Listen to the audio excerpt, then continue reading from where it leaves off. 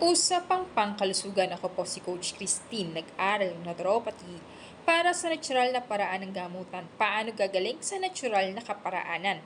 Kung ikaw ay marami nang iniinom na mga maintenance na gamot pero hindi ka naman gumagaling, delikado ang kidney mo kapag tumaas ang iyong creatinine, subject for dialysis.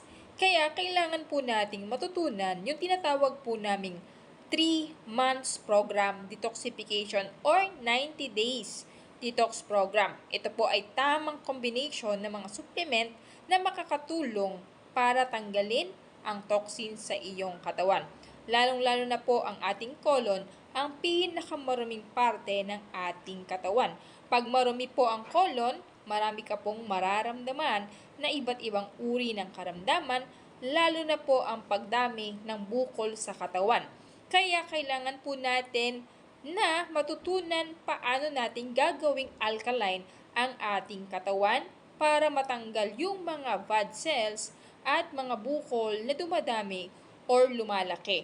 Ito po yung ating alkaline juice.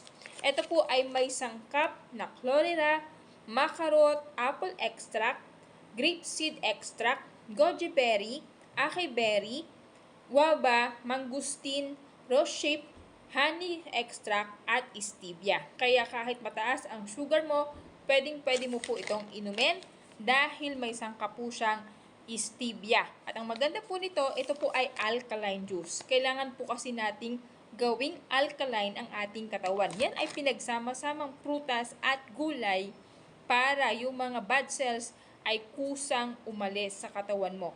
I-deprive po natin para hindi na lumaki at dumami ang bukol sa katawan at dumami ang iba't iba po nating nararamdaman. Isasabay lang po natin tong Primo Boost na nagre-repair ng ating mga cells na nasira.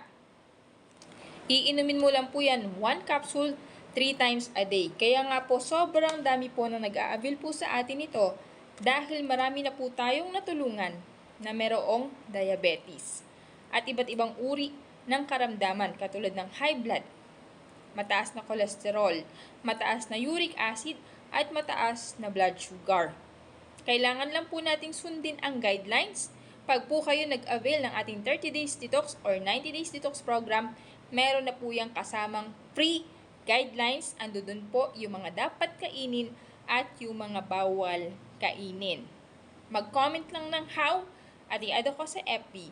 Thank you and God bless. Follow and subscribe at kung may kakilala ka po na may nararamdaman, i-share mo ang video na ito para matulungan po natin na humaba ang kanyang buhay.